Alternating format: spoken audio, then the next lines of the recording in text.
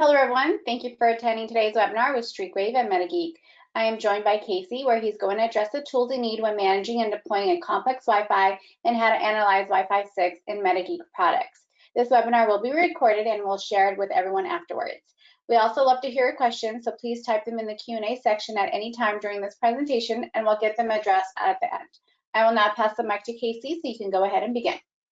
All right, awesome. Thank you very much, Angela. Like Angela said, we're going to be looking at Wi-Fi 6 in MetaGeek products. On the agenda today, I'm going to introduce myself and talk a little bit about MetaGeek, go over some Wi-Fi fundamentals that I think are important to kind of understand MetaGeek products, and we'll talk a little bit about Wi-Fi 6 specifically here as well. And then finally, we're just going to look at Wi-Fi 6 throughput tests in Channelizer, which is a Windows-only software application that StreakWave resells. It comes with the Wi-Fi DBX spectrum analyzer, so we'll look at Wi-Fi 6 from both the Wi-Fi scanning and a spectrum analysis point of view. We'll do the same thing in AirViewer, which is intended for mobile devices. AirViewer works with Wi-Fi Air, which is something you can also purchase from StreakWave, and this allows you to basically check for spectrum analysis and Wi-Fi scanning from your mobile device. Then finally, we'll look at a little bit more of an advanced tool, a packet analysis tool. We'll look at Wi-Fi 6 packets basically in IPA, which is our packet analysis software, which again is available from StreakWave as well. And then we'll open up the floor for any questions at the end there.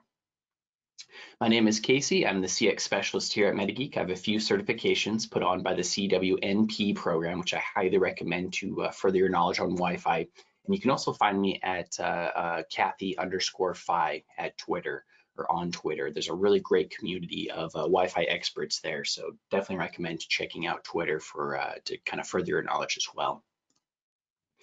Just a little bit about about MetaGeek. We're based in Boise, Idaho, and this is a picture from our downtown office. Although I'm currently working from home, we pretty much all are, and so hope to get back to the office shortly here. Hope everything gets back to normal. And yeah, just to jump right into kind of some Wi-Fi fundamentals. You know, the first thing I like to kind of introduce to customers, if they don't already know, is that there's two bands that the FCC allows Wi-Fi to operate in. And 802.11ax, as I'll kind of interchange that a lot with Wi-Fi 6. 802.11ax and Wi-Fi 6, they operate in both bands actually. So AX protocol operates in both the 2.4 and the 5 gigahertz band. The 2.4 gigahertz band is always congested with a lot of Wi-Fi and non-Wi-Fi, and it has greater range. I won't go into too much detail on these. I bet you guys probably already know a lot about this already, but since we're focusing on Wi-Fi 6 here, we will see, interestingly enough, a third band get opened up here, the 6 gigahertz band. We're going to see this at the end of this year, and technically that's called Wi-Fi 6E. Kind of for extended there. So Wi-Fi 6 is currently deployed right now in access points in a few clients. We call that 802.11ax, and then Wi-Fi 6E kind of denotes the extension of the 6 gigahertz band, which we haven't quite yet seen deployed yet. And kind of what it's sounding like is that 6E will be mostly used for kind of high data transfers and things like video work right over Wi-Fi, and it sounds like you're going to have to basically be in the same room as the access point to utilize the 6 gigahertz band. As soon as you get a couple walls in between you, the signal might just drop off. Just the range might not quite yet be there. Just a little bit about the history and the standards of Wi-Fi.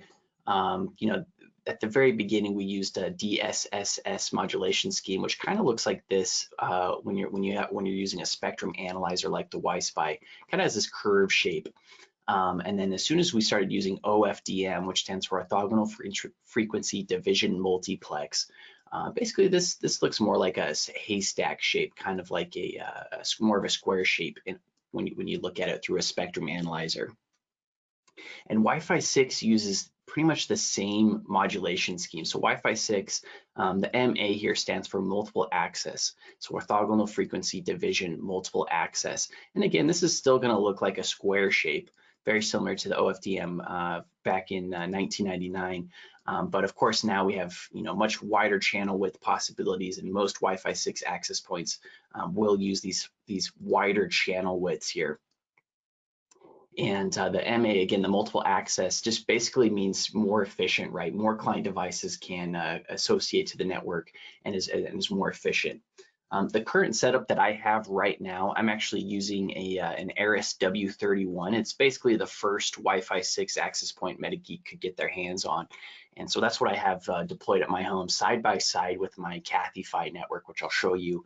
And that's an 802.11 AC network or a Wi-Fi 5 network. So I kind of have two networks side by side deployed. And then I also have an iPhone 11, which is one of the first Wi-Fi 6 devices that were introduced on the market. There's only a handful of Wi-Fi 6 compatible devices right now. iPhones, the newest Samsung phone, some newer Google phones, newer iPads. Those are kind of some of the few Wi-Fi 6 client devices that are kind of finally starting to be introduced into the market. And so yeah, with these two devices, this Aris W31 is just on my desk here. And so we'll just run some throughput tests, some true Wi-Fi 6 throughput tests and see kind of how they look in MetaGeek software. Just a quick note on signal strength. Basically, this is a pretty common slide that gets requested a lot. We like to strive for negative 67 dBm throughout the household to achieve good solid Wi-Fi, and this is the same with Wi-Fi 6. You still need the same kind of signal strength, although I do hear that Wi-Fi 6 tends to travel farther. I'm hearing kind of on Reddit and things like that Wi-Fi 6 access points seem to pierce through walls a little bit better. I don't know if that's true or not, if that's been verified, but it seems like you get better signal strength with Wi-Fi 6 access points. So the first tool that I want to demonstrate here is going to be Channelizer. We call this the deep dive into spectrum analysis. And so we'll show you what Wi-Fi 6 looks like, both from a Wi-Fi scanning perspective, which it does have a Wi-Fi scanner kind of tacked onto this tool, but really the focus of this tool is spectrum analysis. And fortunately, since Wi-Fi 6, operates in the 2.4 and the 5 gigahertz spectrum, Channelizer and the Wi-Fi, theoretically has always been 802.11ax compatible, right? Because it's always going to be able to kind of capture raw spectrum data. And since Wi-Fi 6 operates in the 2.4 and the 5 gigahertz band, we're able to capture that raw data. So right off the bat, the Wi-Fi DBX is sweeping the 2.4 gigahertz band only. I like to change that by going to Wi-Fi at the top here and selecting dual band. And this basically sweeps the 2.4 and the 5 gigahertz bands simultaneously. And to toggle between the two, I just click the arrow on the top left here. And so the access point that I've set up, I gave it the SSID. Wi-Fi 6 is here. And you can kind of see it here at negative 25 dBm because, again, it's right next to me. It's right on top of my desk here. And it chooses to auto-deploy channels, which is kind of frustrating because I wanted to position it exactly next to my CathyFi network so we could run some tests. And so when I first started up this access point, it actually chose channel 52 here. And so I had to reboot it in order to force it over to the channel that I wanted to, which I wanted it to be using basically channel 42 here since it deploys in 80 megahertz. And as you can see, let me get my annotation tool right here. As you can see, it's using channel 48 as its primary channel. Both my networks are actually. So this is perfect. This means when I'm running a packet capture in our packet analysis tool, I'm going to choose channel 48 basically. But Channelizer right off the bat is able to note that it sees an AX access point. So this is one way that Channelizer handles Wi-Fi 6. It will display the PHY type under this 802.11 column. So we can see that we have AX or Wi-Fi 6 in use here. It also calculates the data rate correctly, which is pretty nice. So it is able to see that this is an AX PHY type, which has a max data rate of about 2,041 megabits per second, which is just crazy fast, right? We could, of course, even get that even farther if I were to deploy a 160 megahertz wide network. The only problem is this specific Aris access point doesn't let me do that. And I've noticed that this is probably a trend with these newer access points is they don't really let the user configure a lot of stuff. So it pretty much auto deployed this 80 megahertz wide network, and it auto shows the channels for me. And hopefully these channels stay here during the during this webinar because I've seen it actually hop around before, which kind of scares me because in the Wi-Fi community, you don't want your access points choosing auto channels. You want them to be statically and manually assigned, and then only change it if things occur in the environment that require you to change it. Otherwise, it's kind of confusing for client devices to hop around with the access point. So hopefully this will stay here. One really cool thing too, while I'm on this kind of Wi-Fi scanning and this networks table, I'm going to actually filter out all the other networks here. So we're just looking at my Cathify and my Wi-Fi 6 is here, access points. That's what's really great about Channelizer is the filtering capability here. And one kind of cool thing here, just while we're looking at a Wi-Fi scanning perspective, if I click the physical radio here on the left-hand side to break down my radios physically, it's actually pretty fun to see the differences between the max data rate. So again, I'm looking at this max rate column. And specifically when you look at my 2.4 gigahertz radio, so what I'm going to do is sort my channels here so that my 2.4 gigahertz radios are all at the bottom. And what's pretty cool to see here as well, and let me switch to my 2.4 gigahertz band so you can kind of see what I'm looking at. What's pretty cool is that the data rates are so different. So I have a 2nd gen Apple Airport Express out in the studio out back, and the max data rate on this is 144 megabits per second. And then I have a 5th generation Apple Airport Extreme that's right across the wall from me, and that has a slightly higher data rate because it's a newer generation and it has more spatial streams. They have more antennas in this access point. So I'm able to get 216 megabits per second in the 2.4 gigahertz band. And now look at this Wi-Fi 6 access point, which does have a 40 megahertz wide channel granted, but we're seeing 975 max data rate megabits per second. So almost a gigabit per second in the 2.4 gigahertz band, right? Pretty crazy to kind of see that. And I think that's pretty neat. Now, my device that I have, my iPhone 11, is associated to the 5 gigahertz beacon, but you can still see the shoulders of this beacon right here. And all the way right here, you can see this beacon, this Wi-Fi 6 access point. That's basically what this light blue activity is here. It's just constantly beaconing. And you can see the shoulders are really, really tall. And I've tended to notice that these shoulders are kind of a part of Wi-Fi 6. They seem to be larger in Wi-Fi 6 access points. Whereas here you can see my 802.11 AC network here beaconing. And the shoulders don't seem to drop down as much. So I'm going to go ahead and hop in the 5 gigahertz, which is really where the meat is here of Wi-Fi 6. And again, I'm just going to go in a logical mode here so you can kind of see what's going on here. So I'm going to go ahead and make sure that my iPhone 11 here is truly associated to the Wi-Fi 6 access point, which it is. I'm going to run a speed test. So I just hit go on the speed test, and this is just speedtest.net. So I'm going out to the internet and just checking my Wi-Fi speed here. And this is on a Wi-Fi 6 device. And so right off the bat, you can kind of see in the waterfall menu, you can see the speed test occurring. That's my download.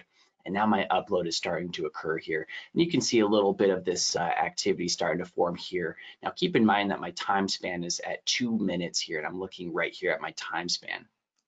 So what I'm going to do is I'm going to actually shrink that time span up a little bit and kind of get a little more current here. Let's look at the last 30 seconds. And you can see that color really starts to appear. I'm going to run one more speed test so you can kind of see what this looks like. And I'm going to shrink my time span even more so you can see what this looks like real time. This is the last 10 seconds of spectrum here.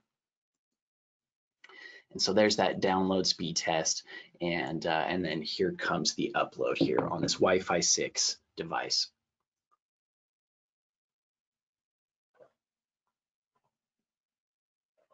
And then what I'm going to do is, since I have an iPad here sitting next to me that's on my Cathify network, I'm going to do the same thing. I'm going to run a speed test, but on my Cathify network here. So this one is going to be slightly different in the sense that this is going to be Wi-Fi 5, right, 802.11 AC, and just so we can have basically a side-by-side comparison and see if we can notice any difference. So I'm on my iPad. I'm running a speed test on my Cathify network now. And again, this is Wi-Fi 5. This is 802.11 AC. So let's see if we can notice any remarkable differences or see any differences here. And so my download just finished, and here's my upload now occurring next. And then we'll kind of go back, and what's really cool about Channelizer, so that just finished up on my iPad. What's really cool about Channelizer is that you can just go and basically go back in time and look at it again, right? So at this point, I'm basically looking at my 802.11ax, my Wi-Fi 6 throughput test right here. And one thing I did notice here is the shoulders, again, just seem to be so much larger. They seem to bleed a little bit more into the other channels here. Let's go back and look at Wi-Fi 5, right, 802.11ac. So here's my AC. It looks about the same, doesn't it? So this is from my iPad. This is AC, and let me make sure that this iPad is indeed on the, oh, no, my iPad was on Wi-Fi 6, and that's why it looks the exact same. So what I'm going to do is I'm going to reassociate to the Cathy-Fi network on my iPad. It's funny because as soon as my iPhone 11 associates to this Wi-Fi 6 access point, it tells all my other Apple devices the credentials and it automatically associates them, which is kind of cool. But for demo purposes, I'm going to rerun that speed test on my 802.11ac. I thought that looked too similar. So I'm rerunning this test here. I'm going to go live here. This is now an 802.11ac speed test on my iPad. And again, yeah, this is more what I was expecting here, this kind of clean signature without the shoulders. That I'm glad I checked the association there on my iPad, but this is what Wi-Fi 5 looks like.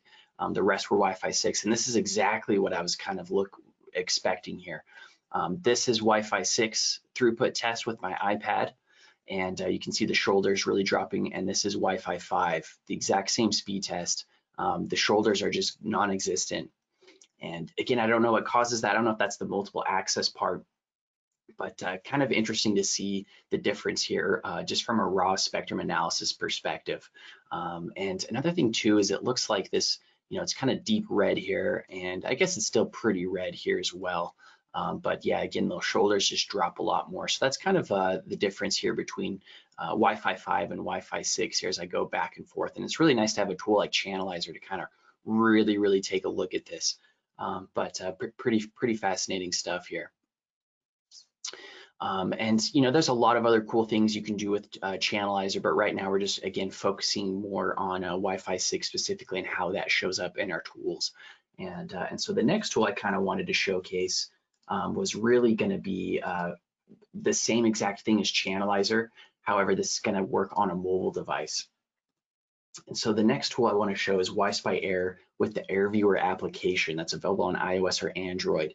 And basically the WiFi Air is this piece of hardware here, and it plugs into your mobile device. We ship this with 3 or 4 different cables to make sure that it works with your device. We have a Lightning cable for Apple devices, USB-C cable for Google devices, and then USB mini and micro cables for the various Google Android devices that come out as well. And it does have a rechargeable batteries in the back that you can recharge via micro USB, which we do provide that cable as well. So this is a great tool for anyone who kind of wants to troubleshoot Wi-Fi from their mobile devices, from their iPhones or iPads or whatever you'd like. And it's fully Wi-Fi 6 compatible as well. And so what I'll do is get this iPad up and kind of show you what I'm working with here. Let me just use a tool called Reflector to basically screen share. And so, yeah. So as you can see, what I was doing here is making sure I was associated to the Cathy-Fi network. And as you can see, Apple doesn't really give us a lot of details about the access point, right? We just get a little lock sign here. We get a little Wi-Fi symbol to show that we're connected to that network, and that's pretty much it.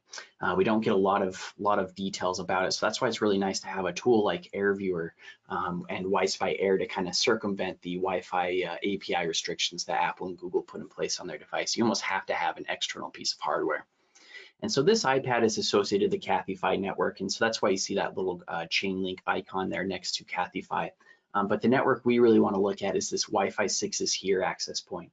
And if we dive into this, we should be able to actually glean the Phi type. Let me get my annotation tool and kind of show you where I'm looking here. So fully, Wi-Fi 6 capable in the sense that it sees it. So there's that AX Phi type there. And it does see my one, let's see if let me get my Apple iPhone here connected to it. And it should start to see that client here.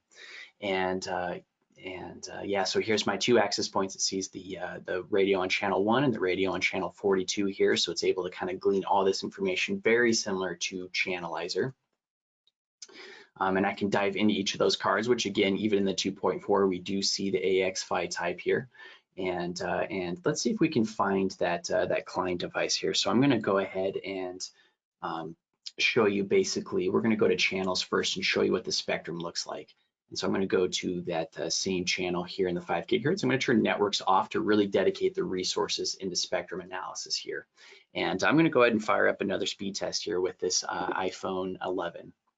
And we should start to see this this light up here. And indeed, there's my download, and there's the you can see that pretty clearly, right? Pretty obvious that there's some Wi-Fi data going on, and then here comes the upload, which never seems to take up as much spectrum. The upload seems to be a little bit less abrasive to the network, and I'm going to run that one more time here just to show you how easy it is to see this this spectrum data with WiFi Air. And again, this is on a mobile device, which is pretty neat. Of course, we see the client now as well, and this utilization number should start jumping up here. We'll see if it catches the speed test in time. It sometimes does take a little bit of time for the utilization to catch up here on the network. It looks like it's not quite catching up here. Let's go take a look and see what we can discover about that client device now that we've ran a couple throughput tests with it. I'm really hoping that it can see this client device here. I'm going to dive specifically into channel 42 and dedicate the resources of this WiFi Air to this channel here. So we've already confirmed that there is a client on here. I'm hoping that it catches this here pretty soon here. There it is, finally it caught it. So there's the client on the network. There's my Wi-Fi 6 device. We still have a little bit of work to do to get more details here. You know, one thing to keep in mind is that we have a packet capture adapter built into the Wi-Fi Air. But the Wi-Fi 6 router and my iPhone 11 are capable of using, I think, up to 3 spatial streams. The router itself uses 4 spatial streams, so I'm thinking we miss a little bit of data points because we don't have that many spatial streams in the Wi-Fi Air itself. So ideally, I would like to see this PHY type here. Since I'm looking at my iPhone 11 here that uses Wi-Fi 6, I'd like to see this get updated here with 802.11ax. So we do have a ticket ready for our engineering team to kind of take a closer look at this PHY type, because I've never seemed to be able to shake off this this N. But we do see Wi-Fi 6 data, we do see Wi-Fi 6 clients, and of course we see it from a spectrum analysis perspective in this tool as well. Again, there's a lot of really cool features in this tool in the AirViewer application. One other thing that we need to fix as well is this max data rate. As Channelizer was able to tell us, we actually get more of about a 2,000 plus megabits per second. Still seeing 802.11ac max data rates here. So we're using the VHT tag, and that's a fix that should be deployed here soon. To make sure we glean the correct max data rate on the Wi-Fi 6. But pretty much everything else is quite updated in that regard. And of course, from a raw spectrum analysis point of view, you're gonna see it here in the spectrum. Let's take a look at the 2.4 gigahertz band here. And yeah, again, you can see the beaconing still of that network here as well. If I turn networks on, you should start to eventually see that the Wi-Fi 6 is here, SSID, as well as the Cathy-Phi SSID. It does take a little bit of time because remember, we're basically constantly trying to dedicate the resources, juggling between spectrum analysis and Wi-Fi scanning. So of course, once I tap the card there, now I see that the CenturyLink access point Wi-Fi 6 is here, and a few other of my neighboring networks are showing up here.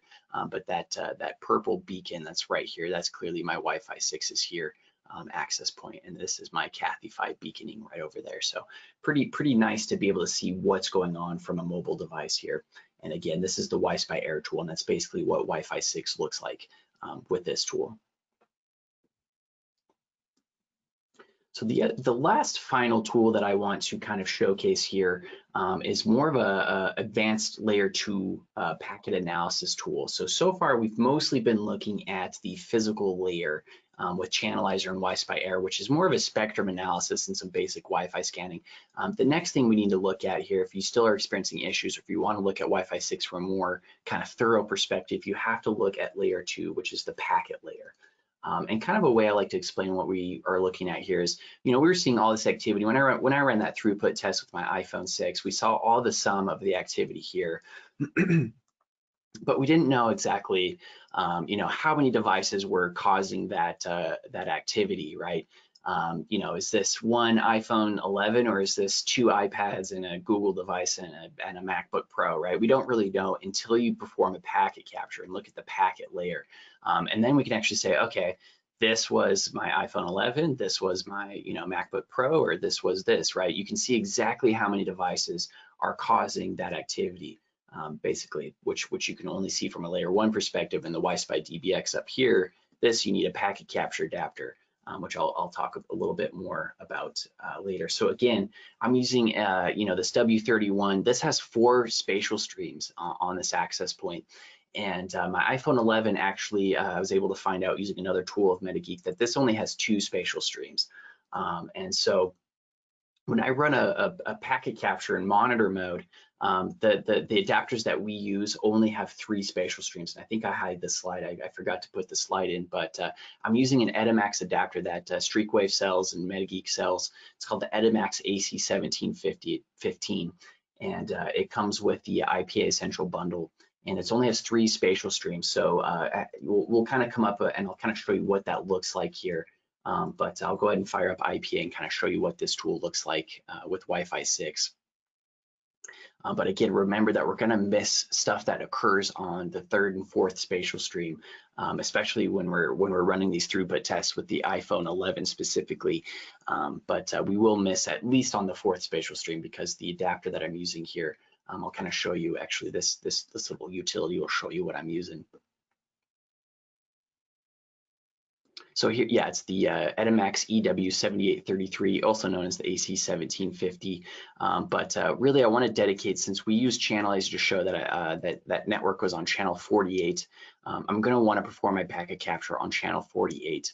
And as with any sort of good packet capture, you want to capture, you know, whatever, you know, if you're experiencing an issue on the Wi-Fi, you want to try and capture that during your packet capture. Since I'm running a throughput test, I want to make sure that I run the throughput test during this capture. So I'm going to click start here to start capturing packets, and I'm going to run a speed test on my iPhone 11. So this is a Wi-Fi 6 packet capture throughput test here. So it's just now starting to download, and you'll see the file size just jump tremendously, right? And the packet count gets really high here. It's pretty obvious to tell just when you're doing a packet capture that something's happening. So the download just stopped, and now we're on the upload. And again, you see the file size kind of stutter there and now get really large. And then what I'm going to do, that was a Wi-Fi 6 throughput test. I'm going to go on my iPad again, make sure that it didn't auto-associate me to the Wi-Fi 6. Nope, I'm still on Cathify. And I'm going to run a speed test, now an 802.11 AC speed test on the same channel. That's why I deployed these side by side, was so I keep it in the same capture. So now I'm running on my iPad, I'm running an 802.11 AC Wi-Fi 6 or a Wi-Fi 5 throughput test here. And again, you see the file size again. This is going to be a really large capture file, and you can see that, you know, you need to make sure you have enough storage on your hard drive if you plan to do a lot of packet captures or very lengthy packet captures. And so the upload is just about finishing on my Wi-Fi 5 speed test on my iPad, and now it's done. So I'm going to hit stop here and take a look at the results here. And this is pretty fun stuff to unpack here. And so right off the bat, this is the air time. So this is the basically the time that it took. You can really see when I did my first speed test, right? This is my download, my first download speed test, and this was my first upload speed test. This is Wi-Fi 6 right here. This is my Wi-Fi 6 throughput test. This was my Wi-Fi 5, right? This was my Wi-Fi 5 throughput test on my iPad that I did afterward. That's the download, and then here's the upload. Really cool to use IPA to kind of quickly visualize what's going on there. So now let's start to dive into the actual packet. So again, we're looking at the entire capture here. This was a large capture file. And so we're kind of able to see, you know, my Cathify network over here. Here's my Wi-Fi 6, you know, 802.11ax network here. And then here's some unresolved stuff. And I'll kind of dive into this. But first, let's focus on one. I'm going to put my time selector just around this this initial Wi-Fi 6 throughput test here, and it's really quick and easy. And so right there, I've already filtered down to that moment in time. And so now you can see that the Wi-Fi 6 slice of pie kind of takes up most of the airtime here, because that's what we're focusing on. And again, this unresolved little slice here, this is what I believe to be the 4th spatial stream. Just simply data that we couldn't capture because it was sent on a 4th spatial stream, and we're using a 3 spatial stream adapter. Currently, there isn't an external 4x4 spatial stream adapter on the market. So it's the most we can do right now that the market has offered us. And again, StreakWave gives you the 3x3 spatial streams. You usually don't see 4x4 spatial stream clients. It's pretty rare to see those out in the wild, actually. And it's pretty cool that this access point, which is supposed to be a home user access point, it's pretty cool that this one does offer 4 spatial streams, right, to allow for those kind of simultaneous transmissions. Yeah, basically you can click in the Wi-Fi 6 here to kind of fill it all in and kind of take a look. And this was my actual Apple device here.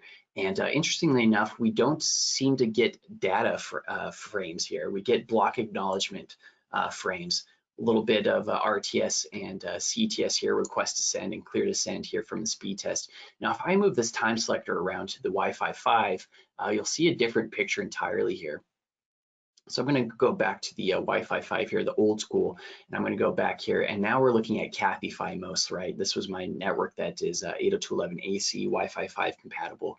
And we're starting to get a bit of a different perspective here. And now we get this QoS data chunk as well, although we still get a large block acknowledgement, RTS, CTS, but now we get some QoS data. So something about this access point allows me to see more of the actual data being passed through. And I'm not sure, again, if that's because, you know, it's only, I think, a 3x3 spatial stream, so we're getting all the data, so we're able to see the QoS data here that actually gets provided. Also, interestingly, I just noticed in this this demo right here that we're getting this kind of like spiky throughput test. So again, I'm not sure why it seems to be spiky, and it seems to be taller, which to me kind of indicates, you know, it's using up more airtime here. These spikes kind of go up taller, whereas look at this, and I'm even closer to the access point, and it's a little bit shorter here, which means I think Wi-Fi 6 is just more efficient. This is just kind of showing the efficiency. A throughput test here with a Wi-Fi 6 device doesn't cap out to the ceiling of this channel, right? There's still enough time to talk here, basically right here for other devices to talk. And I think that just has something to do with the efficiency protocol that's baked into Wi-Fi 6, whereas this Wi-Fi 5 throughput test just kind of hits the ceiling a lot more, and it's a little shaky. I'm not sure why it's so spiky. Really, really interesting to see the kind of differences there between the two throughput tests. One really cool thing about IPA is we also get data rates. So I'm going to be looking over here. And this was kind of a request by some of the Wi-Fi professionals that they want to see what type of data rates are being used. So in the Wi-Fi 5 here, it looks like most of the data was being passed at 24 megabits per second. In fact, 90% of the traffic was at this 24 megabits per second. We do see some slight 585, 650, all the way up to 783%, right? Which is pretty awesome. That I'd be pretty happy with this if this were my Wi-Fi network functioning. You know, 24 megabits per second is quite nice. Let's see what the Wi-Fi 6 data rates were being used mostly. So I'm going to go back over to the Wi-Fi 6 here selection and take a look. Yeah, again, most was using the 24 megabits per second, about 85. So actually a little bit less of the traffic was using 24 megabits per second, with 14% using 6. So that's interesting, you know, and again, this could be related to, again, missing that 4th spatial stream. If I had to guess, I bet that we had some data rates being used over here on the right-hand side that were just too large. And again, Wi-Fi 6, you know, introduces this whole other kind of MCS index of data rates. And so again, I think that 4th spatial stream, probably with this unresolved stuff here, we're just still not able to get, because again, this Edimax adapter that I'm using is, I should also mention, is Wi-Fi 5, is 802.11ac only. One thing I should mention is that there aren't currently any Wi-Fi adapters that are Wi-Fi 6 capable right now of Wi-Fi 6 packet capture. To get a true Wi-Fi 6 packet capture, you would need to run it from an access point, an enterprise grade access point like Cisco, Aruba, Aerohive, etc. That's Wi-Fi 6 capable and Wi-Fi, you know, able to spit out a PCAP, which you could then import. So basically, you know, even with using an 802.11ac adapter that's 3x3 spatial streams, we're still able to get quite a bit of data, as you could see. And you know, since Wi-Fi protocol is always backwards compatible, we're still able to gather Wi-Fi 6 data. There's just that unresolved bit that we're still working on. And again, we're just waiting for the market to kind of catch up a little bit. As soon as the market comes out with a Wi-Fi 6 capable packet capture adapter, it's probably going to have more spatial streams as well. Then IPA will be updated accordingly, and we'll be able to actually do those true Wi-Fi 6 access points. But yeah, as you can see, pretty much all of our software is compatible with Wi-Fi 6, today as it stands. Everything's visible. Channelizer still gets the data rates. AirViewer will get data rates here shortly, but it's still able to see Wi-Fi 6 access points. And then of course, from a packet capture perspective, we're just waiting for the market to catch up. But as you can see in those previous files that I was kind of analyzing, that we see Wi-Fi 6 data still, and we can still analyze it and send that over to Wireshark as needed. That's pretty much all I want to showcase today. And so I will go ahead and pass it back over to Angela if she's still there, and see if we have any questions. Thanks, Casey. Let me pull up the questionnaire here. So there is a question that came earlier on in the presentation. I'm going to read it to you and see if we can answer this. Sure. So they're claiming that they've never had 24 channels in 5 gigahertz with the DFS shutting mostly out. But how about using a 60 gigahertz 803.11 AD? Oh, okay. Yeah, let me go back to that slide that we're probably looking at here. So he's talking about 60 gigahertz. Yeah, I oftentimes I leave that out. So there, technically that's true. There is a 60 gigahertz opened up here, and I was talking about video work. A lot of film sets use this frequency space here as well for kind of their film.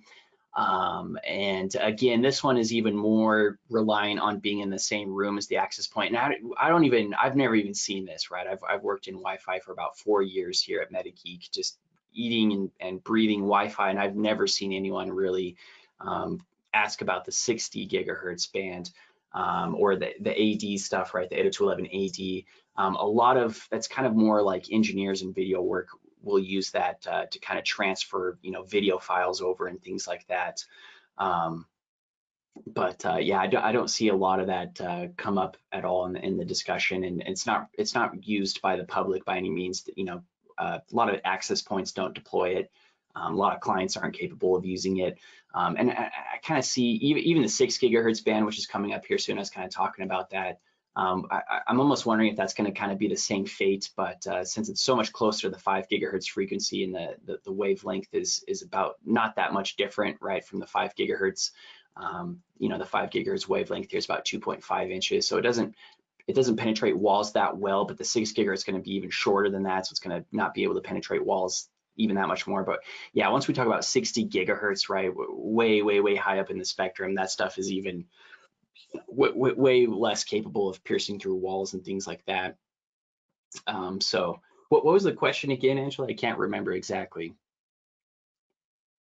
Sure, they're asking that they've never had the 24 channels in the 5 gigahertz. So what about in the about 60 gigahertz 803.11 AD? 803.11 AD, okay, yeah. And so what we mean by 24 non-overlapping channels here is basically channels 36 through 165, and these are 20 megahertz wide channels, and so there are 24 non-overlapping 20 megahertz wide channels. Now you hardly ever see 20s deployed here in the 5 gigahertz band. You typically will start seeing 40s and 80s. And so in that case, yeah, it's not 24 non-overlapping in that sense. But in the 2.4 gigahertz band, the reason why we say 3 non-overlapping channels is because there's actually only 5 megahertz of separation between each channel here. There's no room to breathe. But here we actually, there actually is a nice amount of separation between each channel. And so you can actually deploy side by side 20 megahertz wide channels, and they don't overlap here in the 5 gigahertz band. We kind of arranged the channels a bit differently here in the 5 gigahertz band. Yeah, and about DFS channels, he's correct in the sense that channels, I think it's 52 through 144. These are DFS channels, which means that any access point on these channels will need to be able to switch quickly if it sees a Doppler radar event. And so because of that, I recommend that people basically choose these channels first, so 36 through 48 first, 149 through 165. As soon as those are consumed up in your environment, then you can start looking at deploying in the DFS channels, which is basically 52 through 144. But not all client devices are compatible with these DFS channels. There's like a few, like the Amazon Fire TV, that stick isn't compatible in some of these channels, so you have to make sure that you deploy 149 through 165 or 36 through 48. Yeah, you know, as soon as you take out DFS channels and you start deploying 80 megahertz wide channels, yeah, you basically only have two non-overlapping channels in the 5 gigahertz band. That's right, you know, that's channels 42 and channels, you know, what is it over here, like 158, I think, is the center frequency channel for an 80 megahertz wide channel. So yeah, once you start, you know, looking at the DFS and taking that out of the picture, and you're deploying 80 megahertz wide channels, then you're right. There's only two non-overlapping channels in the 5 gigahertz band, and that would be 158 and 42. But in terms of the 60 gigahertz, the 802, or you know, I can't remember the exact number there, the AD amendment, that stuff's never really used. You know, at the end of the year, we're going to see more 6 gigahertz band to kind of take care of that.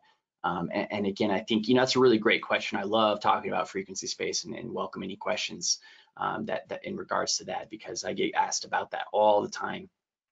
But I do see the 6 gigahertz band kind of coming to relieve the 5 gigahertz band when it comes to 80 megahertz wide networks. Which we're starting to see a lot more. Like even my Apple Airport Express deploys an 80 automatically, and I can't change that. And so that does leave only two non-DFS channels, again, 158 and 42 in the 5 gigahertz band here. So the 6 gigahertz band is going to come in real nicely to relieve that and allow for those 80 megahertz wide channels to have a little bit more, right? So that's probably what the customer's asking. That's a great question, and I love talking about you know, frequency space and frequency allocation, you know, that the FCC allows for public use at least. But yeah, great question.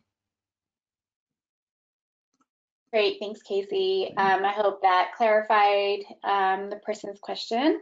Looks like there are no more questions here, and we do have a little bit more time to spare, but if you do have any questions, go ahead and type them in now.